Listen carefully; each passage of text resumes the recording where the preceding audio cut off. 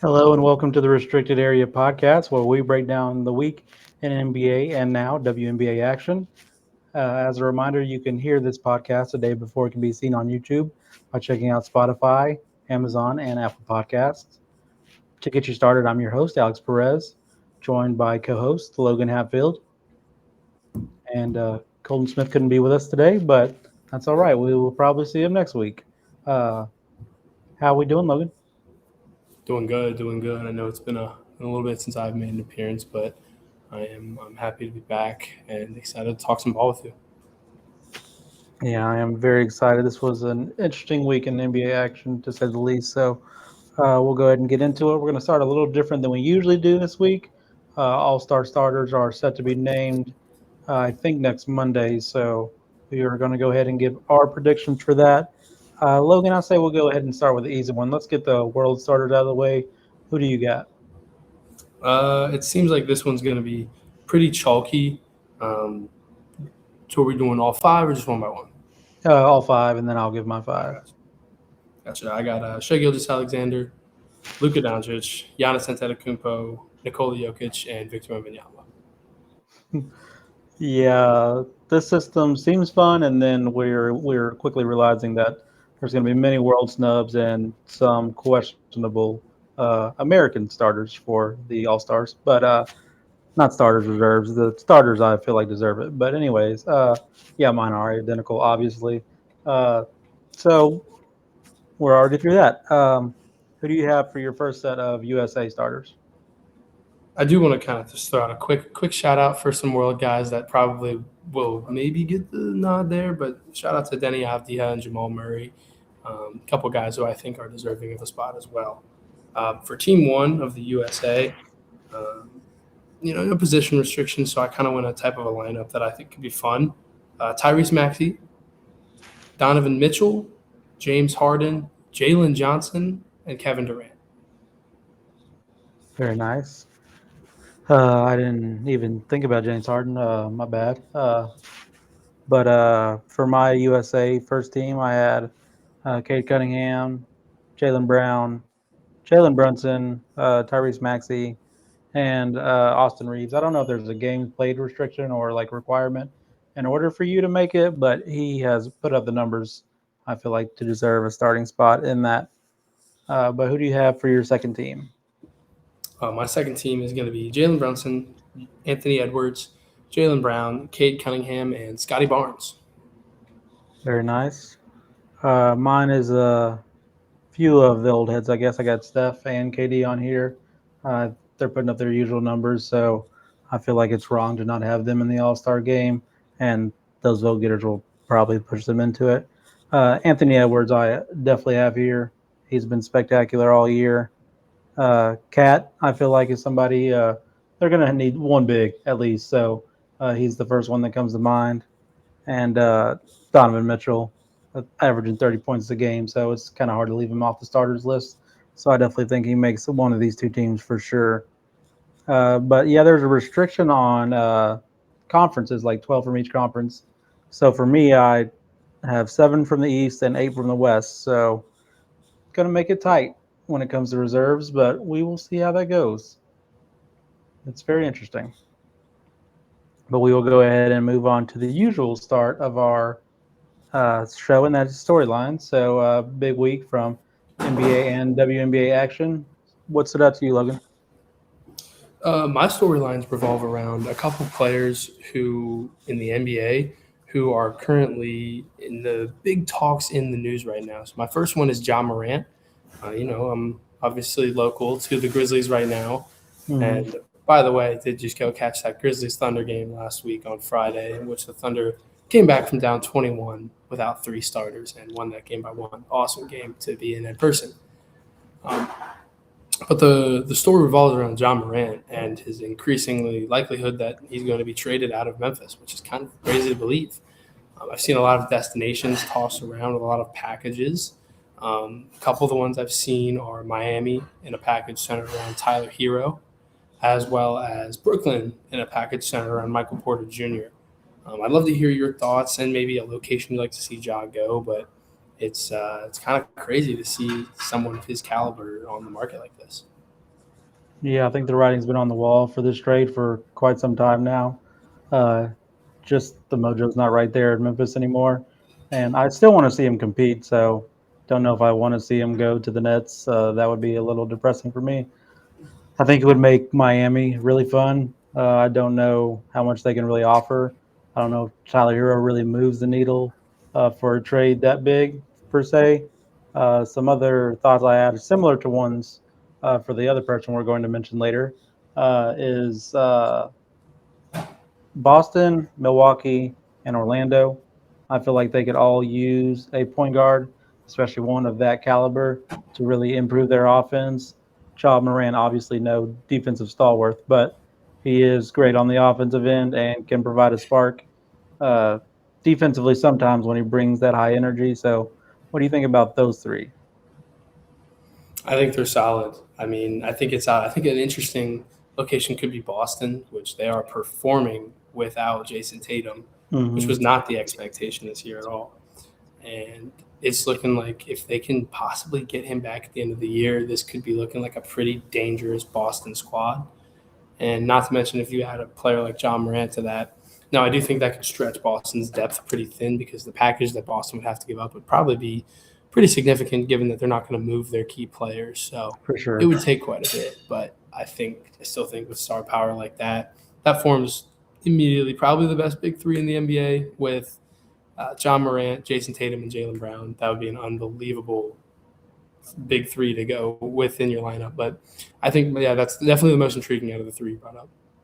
Yeah, and they would either have to, like you said, wear that lineup very thin or mortgage the rest of their future because they do have a good amount of picks still because it is Boston and they do like to hoard those picks for some reason. But yeah, it would be quite the move. It would be great for them moving forward. But then it's really just a big three. It's not really a very deep team after that. So uh, maybe not the move to make. Some other ones I also wanted to mention, maybe like a Phoenix or a Dallas. What do you think about that? Like an up and comer team? I think if it was a Phoenix or a Dallas, and I'm going to go more Dallas on this one, it would be kind of similar and adjacent to that Trey Young to Washington trade that we just saw, Hmm. into where like an up and coming team that isn't really all that good right now makes a deal, and in Washington's case, I believe swindles Atlanta. I mean, how no picks were involved in that trade, I have no idea, but I think that Washington now is going to be in a position to maybe have him grow as a part of their core. I still don't know if I understand that one fully. I still got to rack my brain a little bit on that one. Right. But I think it would be similar if you send Ja to a situation like the Mavericks, to where they have a lot of up and coming players, but they're not all that good right now. So I think that out of those two, the better fit would probably be Phoenix, but more likely would probably Dallas. I agree. The better fit would be Phoenix as long as they didn't have to give up Dylan Brooks because he's been balling for sure. But watching Jaw and Cooper Flag on a fast break would be pretty fun. I can't lie. Yeah, for So sure. yeah, I'd really enjoy seeing that. And I assume the other one you wanted to talk about was Trey Young. No, actually, I was going to Oh, bring up okay. the Trey Young trade afterwards, but I mean, now that we're on the topic of him, still, that's like a move that kind of boggles my mind slightly. Um, Yeah. the Wizards are in no place to be making moves like this, in my opinion. But it was very clear that Trey wanted out of Atlanta, and Atlanta wanted off of Trey. So Yeah. it was time for a breakup there, and he preferred Washington. So he got his wish. Um, is it going Maybe to the be first weird time seeing that someone sentence has else? ever been said. I know. And it's going to be weird seeing someone else in Washington wearing the number three. That's going to be Mhm. pretty confusing. But overall, I mean, we might not even see Trey suit up for the Wizards this year. So who knows what could happen there? That could be fun. Could also not be. Could stunt a lot of development in Washington. There's a lot of young guards on that team that could probably use some PT right now, and Trey Young could swoop in and take some of that. So we'll see. We'll see what happens. I don't know if I'm really sold on it. It kind of doesn't move me at all, but I'd love to hear what you think about Trey. My two biggest questions are just first off, Trey, why would you want to go to Washington? Why would you not want to go somewhere to compete? We saw how you play when you're on the big stage, Madison Square Garden in the playoffs. why would you not want to go to a position that will get you back to there? Maybe he believes Washington is an up and coming team that can eventually get there, but I think it'll take many years, and then he will be at the back half of his career rather than the prime of it. But the other thing, how do you not get any picks? What are we talking about? C.J. McCollum and Kispert? Yeah. Uh, Very interesting move. Uh, if you're going to make other moves, why would you not get picks to do that? And if Anthony Davis was the plan, now that gets really, really unfortunate because he is now sidelined for quite some time out with a hand injury that's going to require surgery. So if that was your plan A, it got real bad real quick. Yeah, I don't know. It's all quite confusing to me, and I don't know if Anthony Davis was the plan. But that actually leads me quite well into my next point, which was going to be about Anthony Davis. He was making some headlines today with that news breaking that he would require surgery, and then him coming out and saying it wasn't true that he would require Oh, surgery. I didn't see that. So there were some conflicting. Let me see if I can find the quote. But there were some conflicting reports going out today about that.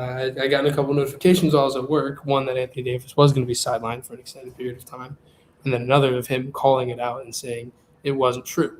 He has a post here on X that says, "Y'all better stop listening to all these lies on these apps." Hmm. So I don't know if that's a sign that that was a false report, but either way, Dallas is going to be without him for a while, and that seems pretty untradeable at the moment because I don't know what team would want to risk that, especially a team that's in win now mode. That's my confusion. If the a report is false, why would you falsify the report if you were wanting to trade him? Because that's just going to tank his value substantially. So I'd lean towards it's not false because I've watched Anthony Davis play basketball and he does get injured quite a bit. Great player when he's on the court, but very injury prone. So I'm thinking he is going to require that surgery. Now, whether he actually does it, that's a whole another thing. Whether he thinks he can rehab by himself and maybe put that timeline way further back. I hope he doesn't choose that option, but he very well may. Yeah, I agree. Was that all you had for the trade topics? Yeah, that was All it. right. And the only other thing I wanted to hit on was uh, just an unrivaled breakdown, like I plan to do every week. Don't know if you got to see any of the action, Logan, but some of the highlights.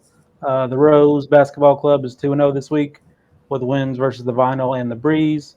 Chelsea Gray continues to try to make an early stamp for her MVP case, 37 points, 5 rebounds, 4 assists versus the Breeze, a very good team. And the Vinyl 1-1 this week win versus the Hive, where De'Erica Hamby had 40 points and 10 rebounds, the all-time single game record for points in unrivaled short history. And then the Phantom went 2-0 this week. Kelsey Plum followed up her 3 for 17 performance, solidifying that she is definitely no scrub. She had 38 points, 11 assists, and 8 rebounds. So it's been very fun action so far in this young season of Unrivaled. Have you been able to catch any of it, Logan? I unfortunately have not. I have been just You're getting a back busy into man. practice these last couple of weeks, but this is something it's exciting to me. And a note I wanted to make about that. I know you mentioned that the all-time single game points record was broken. That's something that I find so cool about new up and coming leagues that records like that can get broken so often, and you see that happen so often. And apologies for the noise earlier. I'm pulling up the Unrivaled Instagram right now, which is Mm-hmm. run very well, by the way. They get their highlights out there pretty quick. Um, Oh, for but sure. yeah, They I'm know how to definitely. market their games. Oh yeah, maybe better than another women's basketball league. That may not see playing time for quite a while, but I guess that's a topic for another day. Either way, it's definitely something I'm going to be trying to tap more into. Um, it's it looks really good, and a lot of the best are playing in it. So it's going to be something I'm going to want to keep my eyes on for sure. Oh yeah, another of the a team that hasn't been so electric, and unfortunately, because Nafisa Collier is out as the Lunar Owls. They are 0-3 so far, but Aaliyah Edwards did just have 38 points in their game yesterday. Again, it was a loss, but a very great performance that maybe they can build upon and start to get some momentum to figure out how to do this without Nafisa moving forward. And then we will go ahead and move on to our NBA Pick'em, where we pick our winners for the biggest games in the association this week. And my first one I have is Thursday, 2 p.m. on Prime. It is the Beijing game, or the Berlin game, I'm sorry. Memphis versus Orlando. Who you got?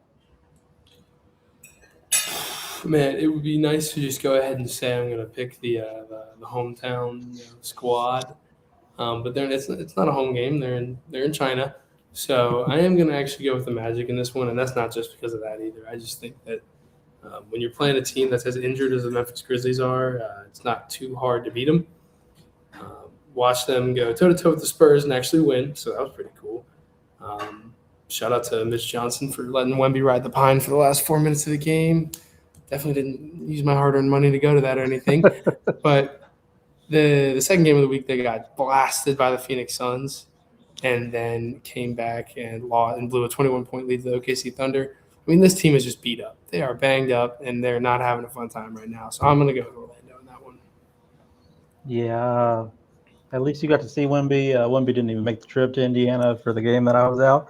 But anyways, Wemby, you're still my guy. Triple J has regressed though, and John Moran, as we've talked about, future very uncertain right now. So I'm going to go with Orlando in this one.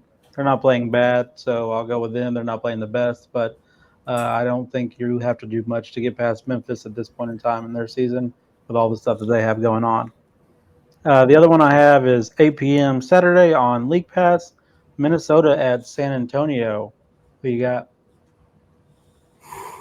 Wow. Wow, wow, wow. How did that game manage to be on League Pass is my biggest question. That's a great But question.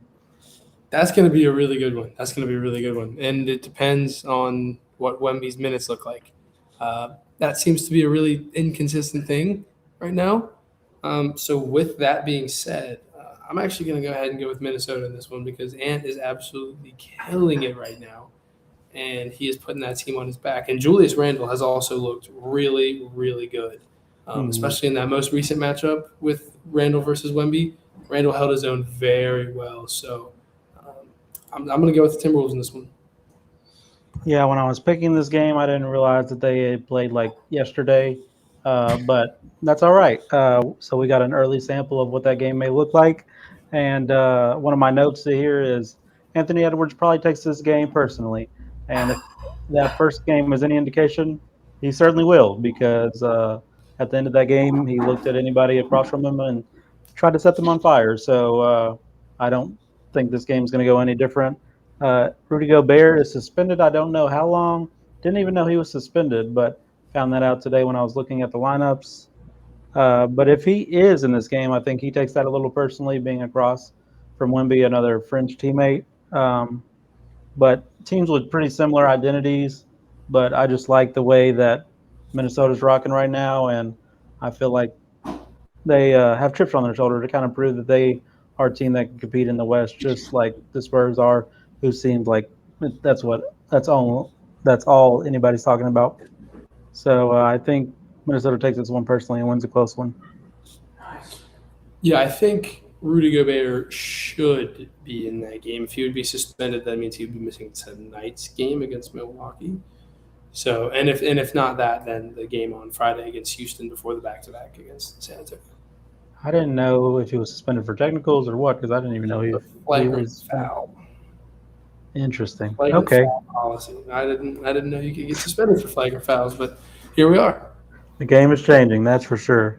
But we're going to go ahead and move on to our shooting star, where we pick our baller of the week. Who do you got this week, Logan?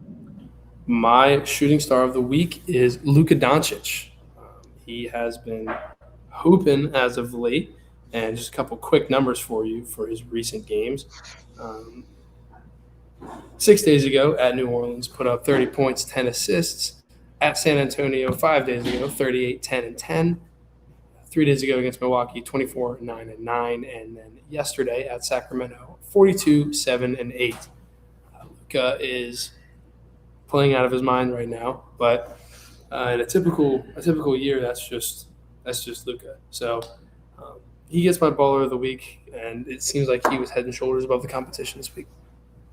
Yeah, yesterday in a loss to the Kings, which was just the cherry on top of my day after some NFL results. But anyways, glad we don't have to do power rankings this week. My shooting star is Anthony Edwards, who joined the 10K point club before turning 25, which puts him in elite company with LeBron James, Kobe Bryant, Kevin Durant, Luka Doncic, Tracy McGrady, and Carmelo Anthony as the only players ever to do so. So, pretty elite company there, especially before 25. Even more reason why he should be in this All Star game. He continues to do great things, and that's not going to change anytime soon. And a little sad, his new show on Amazon Prime only got one episode because I haven't seen anything else, but hopefully more is coming.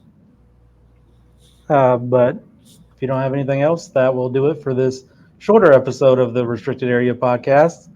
Uh, thanks to Logan for being on the show. Follow the show's YouTube at CX Restricted Area, and follow the CX crew on all socials at CX Pod Network. You can follow me on Twitter at the Will Deal, and follow Logan on all socials at Logan H_4.